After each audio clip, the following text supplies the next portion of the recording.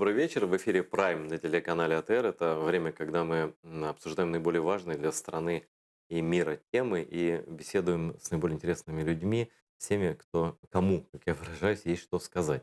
Сегодня у меня в гостях, знаете, я хочу сделать маленькую паузу и посмотрим небольшой отрывок, а потом я представлю нашего гостя. Командир, все приходящее, а музыка вечна. Будем жить. От винта. Слушайте, но мы когда-нибудь услышим лучшего солиста первого украинского. Будущего солиста Большого театра? Так это запросто.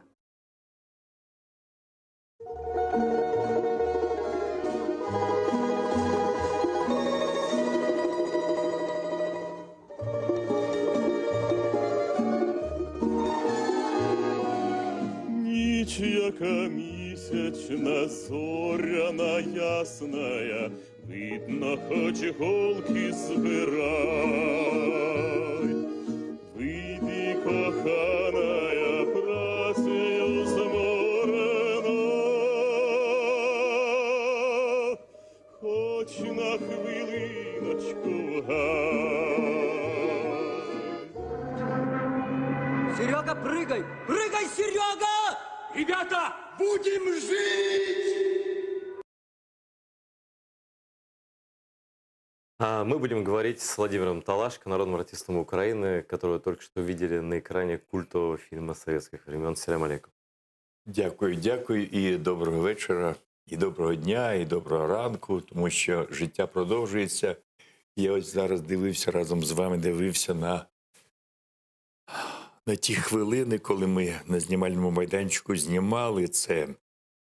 Але ми, Биков і ми, актори, всі дбали про те, щоб цей спогад про війну, про мрію тих льотчиків, про мрію тих солдатів, які мріяли про перемогу, щоб все сталося. Тому дійсно це, мабуть, найдорожче, що може бути, згадати оці слова «будемо жити». Тому що це якось не дивно, що люди в мирний час, в той час, коли була єдина ще країна, і ми знімали єдине кіно, але все-таки тоді «будемо жити» якось інакше сприймалося. Я зараз частенько життя не вимушує, а такий є поклик душі бути там, де там зараз солдати гинуть, проливають кров, гублять своє життя. Заради чого? Заради «будемо жити».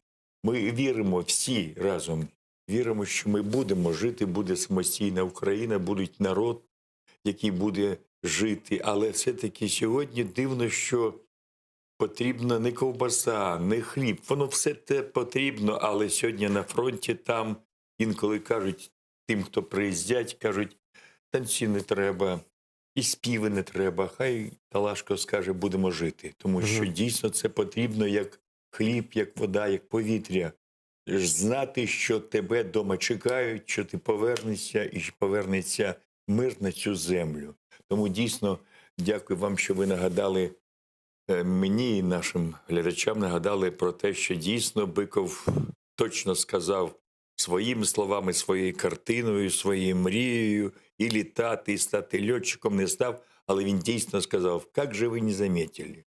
Ви над моєю Україною дрались, над нашей с вами Украиной. Что удивительно, Владимир, что тот фильм вообще вышел, потому что он, во-первых, вот это один из немногих таких человеческих фильмов про войну, да? Прям вот по-настоящему человеческих таких. Не формальных, не агитационных, не каких-то там, вот прям человеческих. И это фильм не просто про войну, это фильм про Украину во многом, да? Ну, понятно, что Леонид Быков снимал, и режиссер, и исполнитель главной роли и так далее. Но я вообще не знаю, как вообще такой фильм появился, потому что он был очень украинский в те времена даже. Це, мабуть, дійсно, це якось, навіть мені якось там на фронті один солдат сказав, а пісня Бикова, то вона ж інакша, вона ж написана не для цієї картини і не взагалі не про ту Україну, якою вона стала, а про тих стрільців. Пам'ятаєте, там «Ой, Лузі» Биков співає, вона ж інакше Так, так, так, співається. так. Мгм. То він був такий, як кажуть, розвідник свій час був, тому що він дійсно тоді, я гадаю, це було дивно, що колись льотчик під літаком літака, під крилом літака в 43-му році сказав: «Ви над моєю Україною дрались». А потім в 74-му году Биков уже на «Чайці» на знімальному майданчику, як громадянин Радянського Союзу, тієї країни, сказав: «Ви над моєю Україною дрались». То я розумію, що це була мужність. А чому вийшла картина? Тому що, мабуть, Биков мріяв про те, щоб зняти цю картину. Він багато чого зробив, і автором був сценарія, запросив відомих сценарістів, відомих людей. І головне, мені здається, що вдача цієї картини ще й тому, що це мрія, любов велика до України, до неба, до літаків Бикова. Не став льотчиком, набавив собі рік, відрахували його. Але, мабуть, все-таки головне те, що Биков хотів подякувати тим воїнам, тим солдатам, ветеранам нашим, подякувати за перемогу 45-го року, 9 травня. Мабуть, тому що Биков зумів якось, може, щось таке подібне передати найбільше про любов, про єдність країни, яка в той час була, через гумор. Мабуть, це точно сказано, що пісня – це душа народу. Мабуть, тому, і дійсно ця пісня може не тільки говорити про кохання. Ніч, яка місячна, зоряна, ясна, видно, хоч голки збирай. Пісня не про кохання. Пісня про вірність, про любов до жінки, до батьківщини. Нас вчили любити загальне, велике, шматок золота великий, пароплав великий, ракета, яка вбиває людей, велика, Одна найбільша шестая в світі. часть суши, вот это огромное. А Льоня да. Быков про інше казав, что все приходящее, а музыка вечная. И кто сказал, что надо бросить песни на войне после боя, сердце просит музыки вдвойне. И потому действительно Быков зумів довести суспільству, ЦК партії, студії, Госкіно України, Росії, довести, що ця картина, і взагалі мені здається, що найбільша зброя, найсильніша зброя у людини. І зараз, коли я там буваю, я бачу і посмішку, і пісню, і гумор. Не... Ну, так как в фильме, в принципе, и юмор, и шутки. Ну, вы же на фронте бываете сейчас, да? Вот то, что вы Никакая рассказывали. разница. Да. Никакая разница и не о том, что это был прикол. Нет. Гумор был гумором. Он был щадящий, он любил человека, даже если видел в нем какие-то недостатки, изъяни, але він все рівно був націлений на спроможність любити добро. Віра була, надія була. І Биков, до речі, зберіг цей гумор, тому що автори сценарію, до речі, мені теж здається, що Биков це зробив навмисно. У нього, дивіться, в картині був оператор-постановник, ветеран війни, Мгм. фронтових. Смірнов Олексій Макарович, якого він любив, який любив його Бикова, як і актора, як режисера, він теж був розвідник. Пройшов всю війну від рядового до сержанта. Дивіться, автор сценарія Сацький був теж фронтовик. Анапрієнко, фронтовик, артилеріст. Це, мабуть, тому і люди частенько питають, а чому такий смак військовий в картині? А льотчики, які приймали картину на здачі в Москві, в Генеральному штабі, коли дивилися, Покришкін плакав, льотчики аси, ветерани війни плакали, тому що вони згадували свою молодість. Вони бачили, казали, як так може людина, як ви не воювали, і як ви могли передати війну, як ви могли передати страх. Тому що він був присутній, коли спілкувалися ми з льотчиками. нам казали, неправда, що людина не боїться. Людина боїться і смерті, людина багато чого боїться, але все-таки є те, що мене, мабуть, примусило згадати і батька, тому що я сам з Макіївки. Батько в мене працював більше 20 років в шахті. Брат зараз недавно закінчив роботу в шахті працювати. Дід в шахті загинув. Знаєте, мабуть, це дуже важливо, що Биков, коли знімали сцену ми у «Вогнища», він дуже хотів, щоб я пригадав батька свого, руки його. І я пригадую, коли його достали з-під лави, він був поламаний, і як він дивився на мене, як він хотів, все-таки хотів, щоб я повторив його життя, повторив його професію. Правда, я потім відвернувся від гірничого технікуму, де я вчився 2 роки, поступив в театр, мене взяли із самодіяльності Донецький театр імені Артема. Але все рівно я знаю, що сьогодні, мабуть, ті люди, які підходять до мене, і цивільні, і військові, кажуть, якщо б не картина «В бой йдуть одні стрільки», я б не став льотчиком, той не став би танкістом, той не став би просто людиною. Це не головне, що ця картина, здається, тому що дійсно картина дуже, дуже добра. Це, мабуть, треба так любити людину, як любив Биков, тому що він був великий інтелігент. Він в свої 50 років червонів. Ви знаєте, важко знайти сьогодні навіть дитину, яка може це робити інколи мала. А тут доросла людина, яка була вже відома як артист кіно, артист театру, тому що він розкішний був театральний актор. Мабуть, тому так любив на знімальному майданчику перед зйомками репетиції. Він добивався нюансів таких м'яких, таких тонких, щоб це було дійсно цікаво було з ним працювати. І, до речі, я ось недавно був на вашому каналі і спілкувався з творчою групою однією. І мені дуже нагадало це той час, коли я прийшов на проби до Льоні Бикова. Ви знаєте, це особливий режисер, він пробував не так, як пробують режисери. Інтересно. Як кажуть, люди, коли вибирають коня, вони йому дивляться і в зуби, і в вуха, і в рота. А он как? А він дивився багато глибше, його були роздуми і погляди були в серце, в душу, тому що він казав, ось так взяв за руку, каже, от давай так пробуватись, щоб зразу в кіно. І, до речі, це не тільки було на пробах, і не тільки була така показуха, яка сьогодні дуже рясно цвіте, процвітає на концертах, навіть на День Незалежності.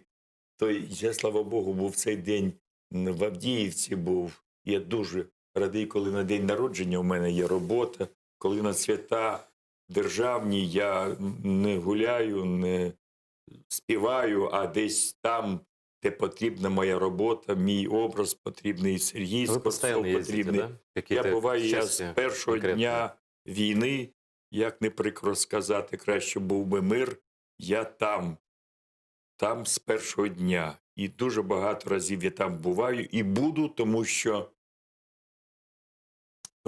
там люди зібралися, для яких нема якої різниці.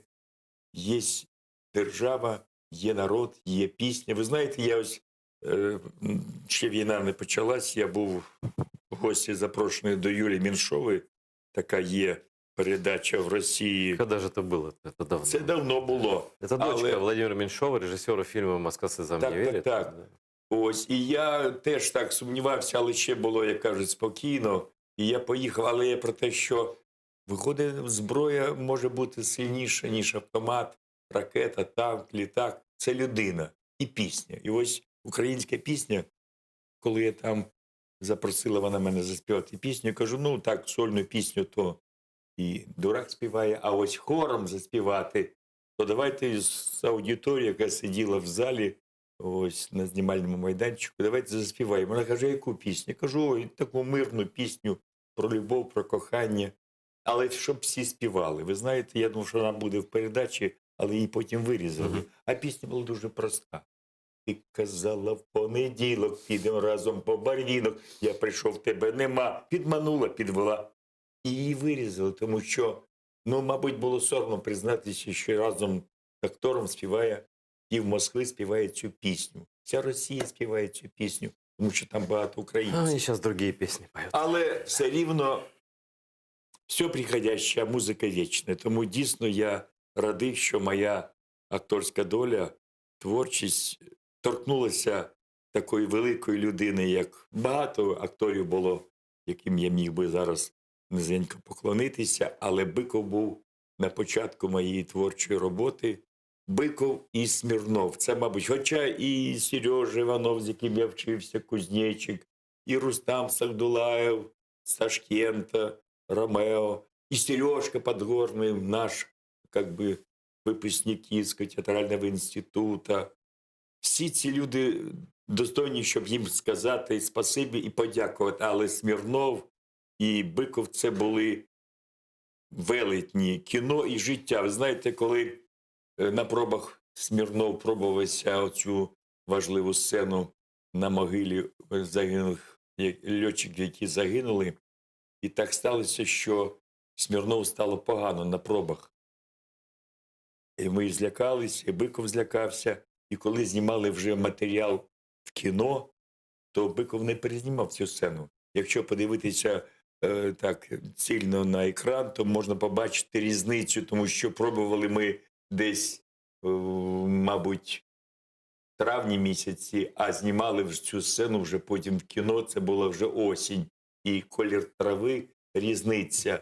Биков не наважився ще раз цю людину, військову людину, актора, якого всі звикли бачити в смішних ролях, таких якихось людей, чи п'ють, чи гуляють, чи байдикують. Але Биков знав, що для Смірнова війна і смерть – це щось важке і не потрібне знати людині при житті. Тому він не наважився його примусити знімати цю сцену, потому Знаете, что что для него когда- это было життя. Когда телеканал АТР в Крыму в 2013 году снимал фильм «Хайтарма» про депортацию крымских татар, Так, там в массовых сценах снимались люди, которые детьми были депортированы, они это помнили. И они принесли с собой вот эти швейные машинки, с которыми в вагоны садили, вот эти какие-то вещи, надели косынки, ну те вот, что было тогда из сундуков, что нашли. И пришли в этом сниматься. И они так вспоминали эту атмосферу, хотя там, может быть, им 10 лет было, может быть, 15, может быть, 7, когда в вагоны загоняли, как скот, людей. И они начинали драться с актерами, некоторые из которых НКВДшников исполняли роли, которых заталкивали в вагоны. И людям становилось плохо, вот реально сердце схватывало. То есть люди, как попадали в эту ситуацию, они вспоминали себя в детстве. Это, конечно, этот фильм, вот, он и этим тоже такой гениальный, потому что там люди, которые пережили то, в чем они потом, им пришлось сниматься. Да? Поэтому я понимаю прекрасно, о чем вы говорите. Это погружение туда, это, не дай бог, возвращение в такую... знаєте, це для тих, хто людей, ви кажете, згадують, це, мабуть, дійсно дуже боляче, тому такий поет Олександр Білаш написав: «Спалити можна навіть воду, і небо попілом покрить. О, недруги мого народу, запам'ятайте, пам'ять не горить». Для мене це дуже болюча тема. Крим, доля кримських татар. Це край сонячний. Мені вам не казати, що він найтепліший, що Где можна должно быть знайти в счастье, а там світі. горе постоянно. Там горе, тому що дійсно стільки вивезти людей, лишити їх батьківщини, дитинства, матерів, батьків. Я кожного року знову, як кажуть, як я, і як актор, і як людина, я бував в Артеці, коли там міжнародний був фестиваль, там було дуже багато акторів з України. Я пам'ятаю, як нас там приймали. Я навіть був в ті часи, коли поверталися, кримські татари поверталися 88 додому. год, 89. Додому поверталися, у мене там дуже багато друзів. Я не міг уявити, що я, будучи в Криму, не зайду в Ялті, не зайду в Чебуречну, що я там не сяду з друзями, з колегами, з місцевими жителями міста того чи іншого. Це просто жах.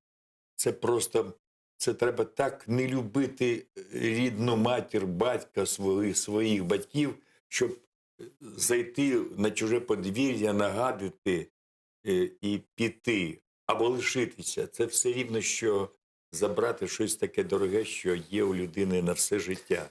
Скажите, Владимир, вот как вы думаете, уже давно с нами нет, очень давно нет Леонида Быкова, да? Вот как вы относитесь к этой войне, как вы относитесь к тому, что происходит с крымскими татарами, к российской агрессии и так далее, понятно, и великое вам за это уважение. А как вы думаете, если бы Быков был жив сейчас, что бы он делал? Мене часто питають. Ой, извините, это банальный вопрос. Ні. Це Мне интересно стало. Це дійсно, це можна, як кажуть, я не можу сказати. Частенько зараз кажуть, а ви правда були другом там Бикова, там Висоцького. Зараз, мабуть, модно так, і нам всім хочеться, щоб ми були їх друзями. Треба спитати у них, чи ми були для них друзі. Тому я не можу так точно сказати, що Биков би сказав так. Але мені здається, що якщо він як людина, як актор, як громадянин, як режисер, як автор, один із авторів сценарія, сказав, що ви над моєю Україною дрались, он не врал. Вот как раз Это была его фраза человеческая, он не только умел актерская. врать. Он был тому, может быть, и не похож на нас всех остальных, и ему жилось трудно по многим обстоятельствам, но по этой причине еще, наверное, наибольшая его была беда, что он был честен, был интеллигентен и был по-настоящему мудрым. Потому я даже думаю, что держать дулю в кармане он не мог. Он мог сказать человеку то, что ему не нравилось. Я сказал, что он краснел. Потому мне часто спрашивают, и спрашивают друзья, и иногда те, кто назвал меня бандеровцем, и называют, и говорит, ты вот даже звонят и говорят, как же ты так мог, советские офицеры, так. Ви знаєте, я думаю, що Биков, мабуть, був би з тими, хто зараз проти агресії в Криму, агресії в Донбасі, на Донбасі, в Луганській області, тому що Биков не ділив свою рідну матір, свого батька, свою країну. Він таки був українцем, тому що гумор його був, і пісні його були. Якщо інший режисер, можна повірити, що він взяв пісню або взяв вірш для того, щоб сподобатись комусь. Биков мабуть, нікому не хотів подобатись. Он для себя Він снимал? був людиною такою, якою ми навіть, ви знаєте, тут є, мабуть, така цікава риса, що він в житті був не актором. Він був такою простою людиною, навіть інколи дивуєшся і інколи незручно, коли там кажуть, ти там знявся, ти герой, персонаж. Там. Він був такий малопомітний, він міг стояти в автобусі, навіть не сісти, стояв собі або в метро. Він дуже-дуже був. Но он был одним из самых великих актеров СССР. Вот голливудского уровня вот для тогдашнего СССР. Просто, вот, ну, он, я думаю, что прям в самом первом ряду был актер. Так? Так, це однозначно, Так. що він був най-най-най. Хоча, слава Богу, нам пощастило, хай не ображаються ті, хто зараз, як кажуть, на екрані на 100%, але він тоді, мабуть, їх було небагато, але десятки акторів були по всіх республіках, які були в Радянському Союзі, були розкішні актори, були актори, які вміли поєднати і театр, і кіно. Но Були Быкова актори, помнят все. Сколько лет прошло. навіть більше, ніж Ролана Бикова. Конечно, нет. Его Навіть помнят. більше, ніж інших акторів такого плану. А він, цікаво, що він зумів зберегти в собі якість комедійного актора і міг дотягти до вершин драматичного актора. Взяти його «Ати-бати йшли солдати», взяти його «Добровольці», взяти його «Судьбу Маріни», взяти його, а який він режисер, його перший дебют як режисера-постановника «Зайчик».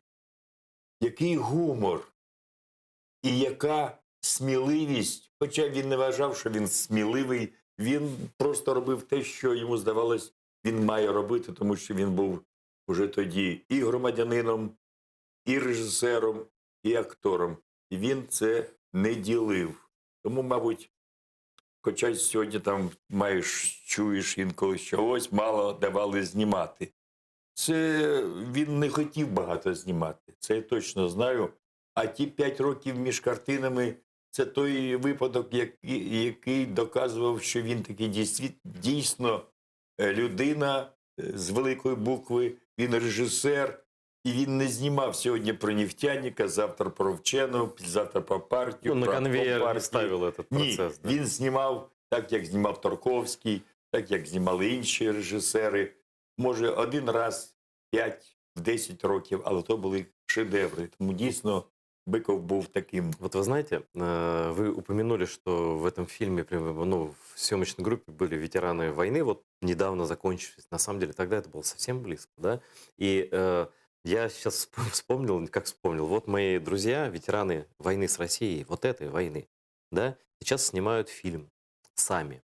Вся съемочная группа из тех, кто воевала. И там юмор тоже такой же вот, понимаете, фронтовой. Вот он очень естественный там, в этом фильме. Я понимаю, что дозволяла цензура, да? А ребята там, Саша Матиш с друзьями, там, Серега Лещенко снимают, они сами ветераны, снимают фильм «Точка нуль» сейчас. Они такой проект сделали, именно ветеранское кино, как они сами видят эту войну. Вы не слышали об этом проекте, нет? Я чув. Но це это чув. совершенно... Там было... Они собирают сейчас средства на продолжение съемок, они сняли первую серию пилотную. Дайте посмотрите, ваше мнение интересно будет. Вот. Цікаво. Но это цікаво. реально... А там шутки, юмор, и это все война и кровь. Ну, как бы вот они то, что пережили. И вот Саша Матиш мне говорит, я вот все сделаю, чтобы... мы все сделаем, чтобы этот фильм вышел, потому что мы должны это показать. Не как кинематографисты даже, а как люди, которые это пережили. Взагалі, звичайно, коли ти там буваєш і думаєш, ті 5-6 днів, стільки їдеш туди, 10-12 годин, потім повертаєшся, звідки транспорт не найкращий, не машини із супроводження президента чи прем'єр-міністра. Прости собі якийсь УАЗик або якийсь ще недобита машина, ти їдеш туди, але навіть ті 3 дні, які там бувають, 4, а потім повертаєшся назад, але потім думаєш, господи, ти 4 дні 5, а люди вже 6 років, Да. 6 років. Да, есть люди, Боронять, которые, да, все эти А ми годы. ще шукаємо героїв. Ось. Про справжніх патріотів пишуть скупо. Не вистачає ні мудрості, ні слів. Натомість тиражуємо слів. Від словоблудства надірвавши пупа. Тому дійсно сталося так, що телелайно, яке зараз у нас на телеекрані, і зараз кіно, я так якось згадав роботу свого вчителя Миколи Павловича Мащенка, роботи акторські в телевізійних картинах, сам знімався і «Народжена революцією», і «Овод», і «Як гартувалася сталь».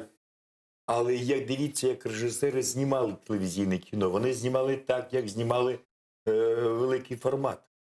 Це зараз знімають так, за 2 тижні 4 Сейчас другие серії. технологии, сейчас это все конвейер, реклама. Ні, я не думаю, що це техніка Сейчас умовляє. можно Це умовляє, быстрее снимать. гроші умовляють Ну, швиденько конечно. зняти і щось Ну, отримати. слушайте, на всякое лайно, как вы говорите, денег хватает, а вот на такое кино, как «Точка нуль», ребята собирают им ни государство, ничего. Ну, как бы они сами решили это сделать. Я, мабуть, перестану відмовлятися від пропозицій різних, щоб заробити гроші і віддати хлопцям на кіно. Тому що я теж 6 років їжджу в АТО, це безкоштовно. Я вас познайомлю. Будь ласка, я, дуже круті хлопці. якщо тільки отримаю перший гонорар, я тут же віддам хлопцям для Ну, того, може, щоб вони вони ж порадити їм. зняли продовження. Тому що там... А радити, як кажуть, нам не треба порадити. нам не заважайте. От якщо сьогодні багатьом людям не заважали робити цю справу, було б, мабуть, було б дуже гарно. Тому я тільки можу порадіти, що є люди, які дійсно хочуть зняти те, про що болить, про що хочеться думати, і те, що залишається після нас. Тому що не будеш їсти хліба житнього, якщо не кинеш в землю жита. Ну, это и нам нужно. И сейчас пацанам, которые в школе учатся, девчонкам смотреть, да, потому что война же как-то, она становится далеко для многих, да, по телевизору шоу идут и так далее, а она продолжается каждый день. Но сейчас на одну секунду, просто пользуясь случаем, хочу поздравить. Сегодня Владимир Гринюк, герой Украины из 30-й бригады имени князя Константина Остросикова, сегодня он получил назначение должности комбата. Дорогой Володя, мы тебя поздравляем. Вітаємо! Вітаємо, це, слава Богу, добре. Вот Якщо такие, справжні люди, герої, супер. отримують такі високі звання. Такие люди, и которые, посады. да, которые и за собой поведут, и как бы за их спиной ты чувствуешь себя защищенным. Ну и мы всегда, я не знаю, мы с удовольствием в 30-ю бригаду приезжаем, вы на фронт ездите. Вот на самом деле, скажите, да, вот когда приезжаешь туда, такое удовольствие от общения с людьми ты нигде не получишь. Нигде.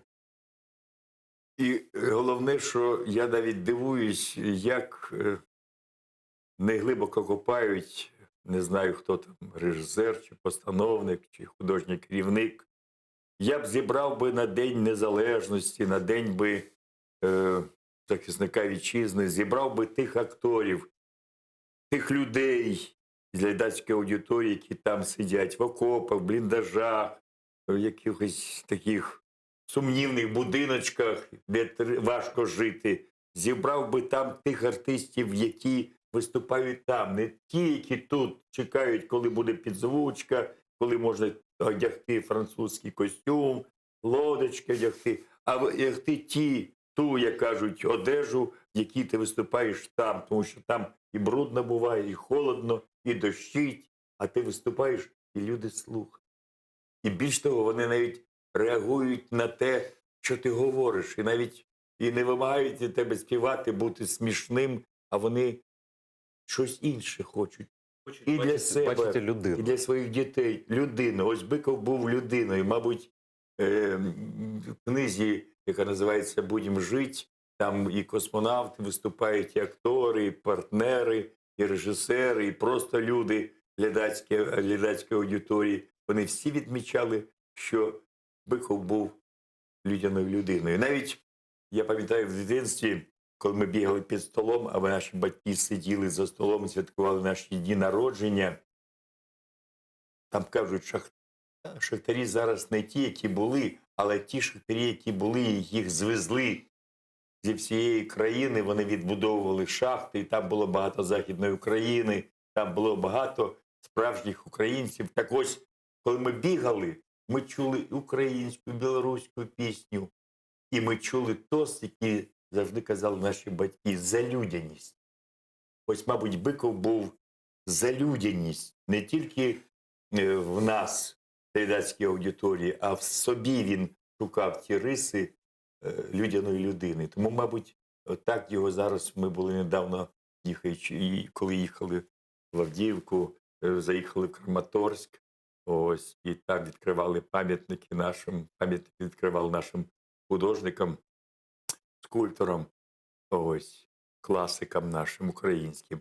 І ми згадували саме про Бикова, згадували про, там жив і батько, і матір, і сестра Бикова жила, Луїза Фьодоровна, ось. І ми згадували, як люди пам'ятали, а вже помер останній однокласник його, з яким він танцював, чи чоточку відбивав. Ми бачили Бикова, який і в одній картині, і в другій картині він б'є чи чоточку. А якщо врахувати, що він вийшов в картині «Ати, батюшки, солдати» на знімальний майданчик, забрали його з Феофанії, де він лежав з інфарктом. Це каже, що він дійсно був людяною людиною. Владимир, вы вообще необычный актер. Вот мы уже 35 минут разговариваем, вы ни слова про себя не сказали. А, про мене? все время про Леонида Быкова, про других, про военных и так далее. А я хочу, ну, понятно, что чтобы про себя рассказывать, с одной стороны, вас все знают, с другой стороны, вы не, для меня не только актер, и для всех, наверное, но и гражданин Украины. Поэтому я хочу вам задать вопрос как гражданин. Можно? Ну, звичайно. Что вы ощущаете сейчас, глядя на ту ситуацию, вот уже с начала войны уже седьмой год, да? А, Конца этому не видно, конца страданиям не видно. Я не вижу никаких вариантов мира, потому что Путин, ну, на мой взгляд, не даст нам никакого мира, ему это не нужно, да, и тогда бы не нападал. Да? Как вы себя ощущаете, как себя, на ваш взгляд, должна вести наша власть, наше общество в условиях, когда война уже долго идет, и как бы непонятно, что делать дальше? Вот что нам делать дальше?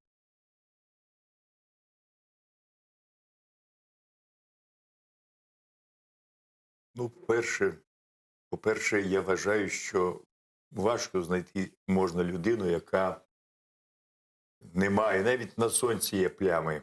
У кожної людини є свої горіхи, і свої горіхи є, і свої якісь потаємні місця, які він не хотів би показувати. Але я думаю, що якщо суспільство за багато років свого існування, слава Богу, отримало сильну армію, право на мову і право на церкву українську, як воно і було, то я вважаю, що багато чого можна пробачити людині, тому що вона єднала нас всіх однією думкою, що ми українці. І це найголовніше. Вы про Петра Порошенка. Так. Я тому вважаю, що, звичайно, хто ніде не робить крок, той і не робить помилок. Звичайно, головне, можна 6 разів впасти, але головне, щоб 7-й раз ти піднявся. Тому мені здається, що якщо б не було 5-ї колони, я вважаю, що, звичайно, жити не треба по закону, судити по закону. Але є якісь обставини, є такі люди, яких треба так, як колись робили, ізгої. Отак, може не судити, не вбивати, не вішати, а вигнати за територію держави. І скажи, іди, і хай іде.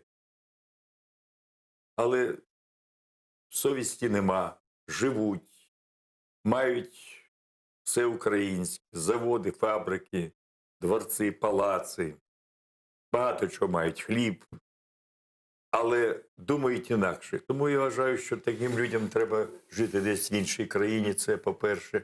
По-друге, нам всім треба перестати один раз сказати собі, я українець. Ось я тобі так сказав, перестав зніматися російською мовою, навіть якщо запрошують. Перестав їздити в Росію, хоча там у мене багато було моїх колег, друзів, фестивалів, я заробляв гроші, тепер я туди не їду. Тому я вважаю, що, звичайно, треба розуміти, що показати свої окопи і свій тил не можна сьогодні ворогу, тому що це буде дуже погано для нас. Я думаю, що сьогодні вважати, що Путін думає про нас і він несе нам мир, це неправда, це теж неправда. І, на жаль, це дуже соромно, що такі люди є. Якщо вони так виступають, то якщо їм там подобається там життя, а не у нас в Україні, то хай вони їдуть, зберуть чемодани, беруть свої речі і їдуть туди. Если бы так. Не собираются. звичайно, Они собираются Россию але- сюда притащить, а они сами уезжают. Але бачите, як воно виходить, що хочеш, а не можеш, тому що є якісь закони, перепони, є якісь обставини, які тебе вимушують терпіти. Тому, мабуть, все-таки треба терпіти з вірою, надією, що дійсно ми колись скажемо, ми українці. І все. Владимир, что вы скажете про вашего и тезку, и коллегу в каком-то смысле по актерскому делу, ну, это не театр, конечно, но все равно, да? Владимира Зеленского. Вот 1,5 года прошло, вы, я не спрашиваю, за кого голосовали, это ваше личное дело, но просто ваши ощущения от этих 1,5 лет, когда Владимир Зеленский стал президентом.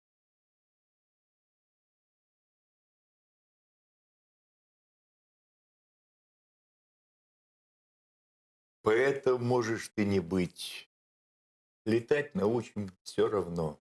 Но гражданином быть обязан. И я думаю, что ладно, я спрашивав своїх студентів, скажіть, будь ласка, а який акт свята Незалежності вам більше сподобався? Концерт чи хода? Я, на жаль, не був на ході, хоча мене там чекали, але я був в роботі. І інколи студенти деякі сказали там і там. Я кажу, а що там було цікаве? Ну, режисура була. Режиссура классная была. Тут они с профессиональной точки зрения, ваши студенты Але профессиональные. Да. доцільність, але доцільна та пісня, доцільна така мова про незалежність нашої України саме в цей день, коли там гинуть, там стріляють, там вбивають. Але і те можна ще пробачити або сказати, ну, який, як кажуть, така є.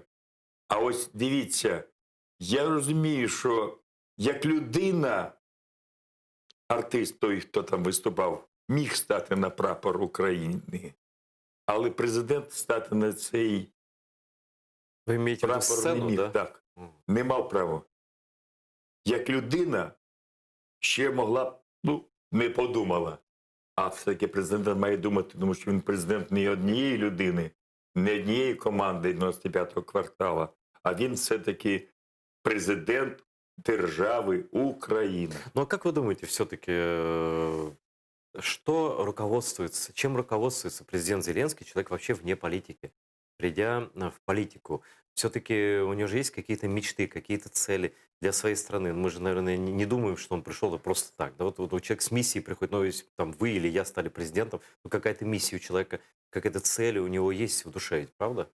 Сьогодні Як ви ви будете сміятись, але я використовую ці слова незалежно, якою мовою вони пролунали і в подлинникі, і у нас в картині, як гартувалась сталь. Я скажу по-русски. Жизнь дается человеку один раз, и прожить ее нужно так, чтобы не было мучительно больно за бесцельно прожитые годы. Тобто кожного разу, коли я стикаюсь, де б не ступила нога команди «Слуга народу», мені завжди соромно. Я кожного разу думаю, а цікаво, а батькам не соромно за своїх дітей?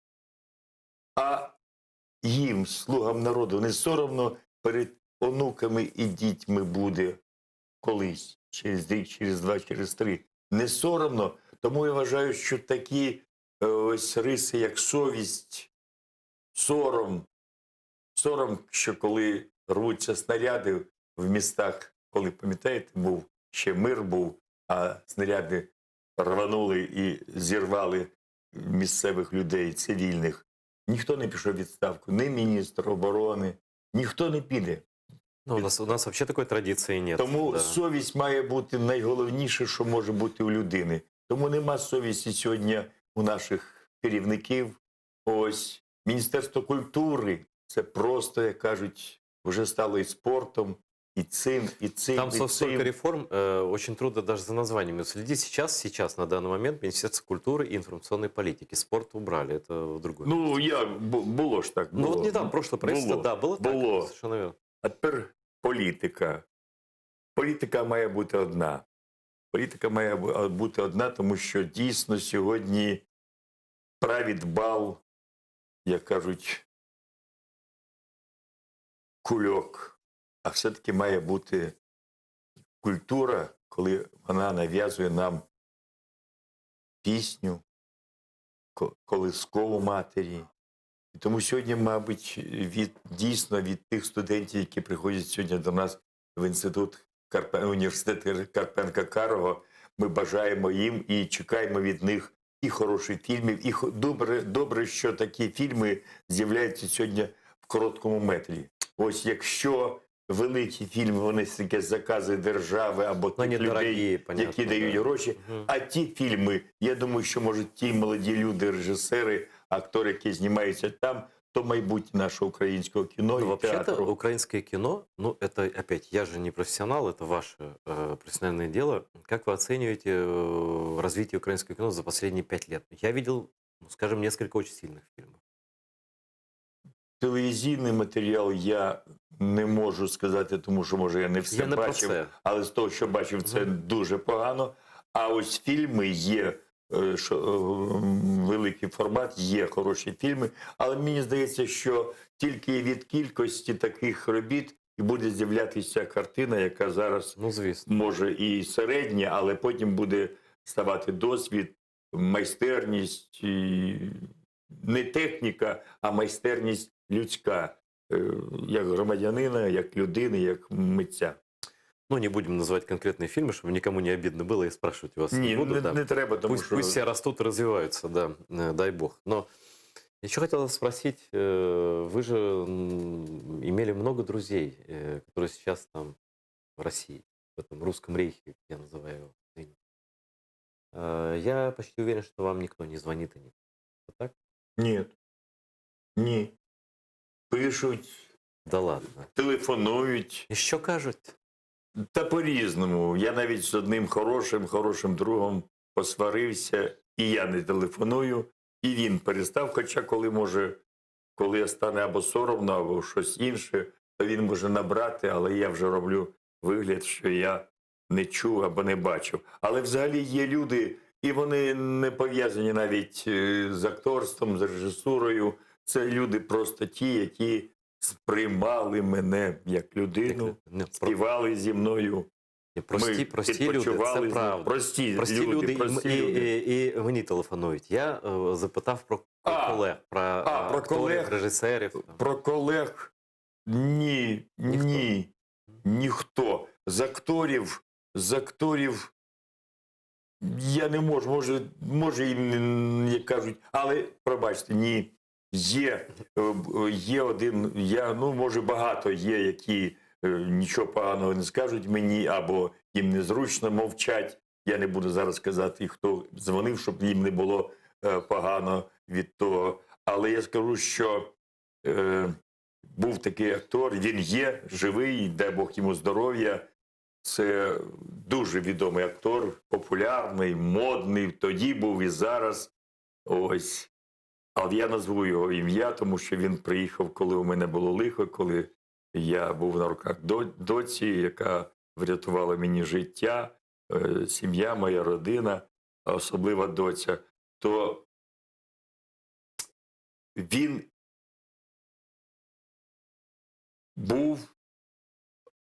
зробив, як кажуть, допомогу мені, економічну, велику допомогу, тому що важко було. Ось. І той, з ким я полаявся, теж приїхав, прийшов в лікарню, бачив мене, в якому я був стані, але ми з ним поругалися. А ось Діма Харатьян, актор такий, це просто людина, з якою ми, може, навіть менше, ніж з іншими, і зустрічалися, і сиділи, і вечеряли, обідали, і снідали. Але він приїхав, позвонив мені, спитав, яка потрібна допомога. І Дімочка Харатьян, дай Бог тобі здоров'я. І я думаю, що в тебе все нормально. І я б не хотів бути як ти, але знай, що у тебе є справжня душа, яка допоможе тобі, коли тобі буде потрібно. А коли це було? Ой, це було давно. Це ще, слава Богу, не було війни, і я був на фестивалях, їздив. Я просто боюсь, что сейчас Дмитрий Харатьян, я не уверен до конца. Но я не что? буду сейчас вам говорить, но, по-моему, он и в Крыму бывает, по-моему, и то, и то. Ну, да. то таке діло. Ну, це із пісні слов не вибросиш, але тоді, коли дійсно я, буваючи там на фестивалях, може навіть рідко, мало можна сказати, який фестиваль я не був 2, 3, 5, 10 разів, починаючи з «Амурської осені» і всі інші фестивалі, де я був з картиною, без картини. Але він тоді дійсно допоміг, чим міг.